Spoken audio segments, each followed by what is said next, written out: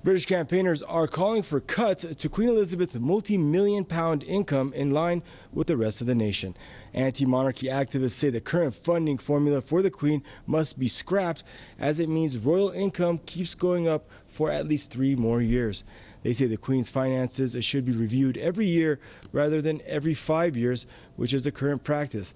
Now, based on a 5-year formula devised back in 2012, the British sovereign receives 15% of the profits of the Crown Estate, a massive list of properties historically belonging to the royal family. The formula means the monarch will receive more than £40 million this year. That's a raise of 11% over 2 years. Meanwhile, the British public has been facing massive cuts and pay freezes, with millions now barely affording the basics. Now, tens of thousands of protesters have marched through the streets of central London against spending cuts and austerity measures put forth by the Conservative government.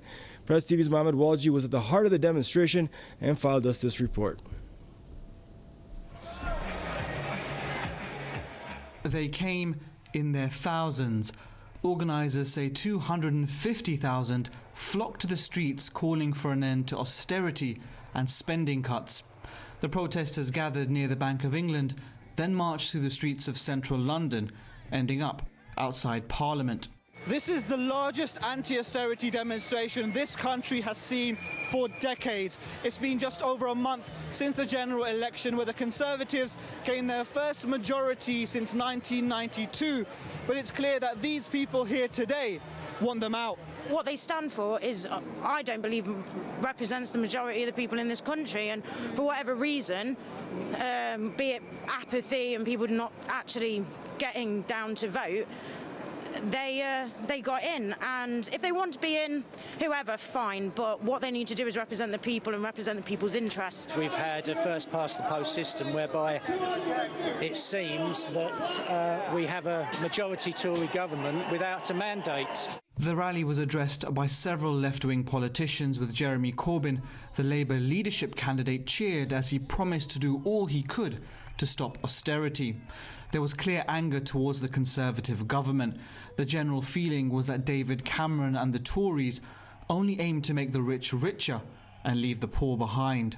They are here for the wealthy, and they're not here for the majority. And not everyone is wealthy, not everyone has money. So they definitely don't speak for me, and they don't speak for a lot of people. Because we are quite upset about the fact that despite austerity measures to get us out of, our kind of national debt, the Tories still insist on cutting public spending, however making us pay for things like having their palace rebuilt.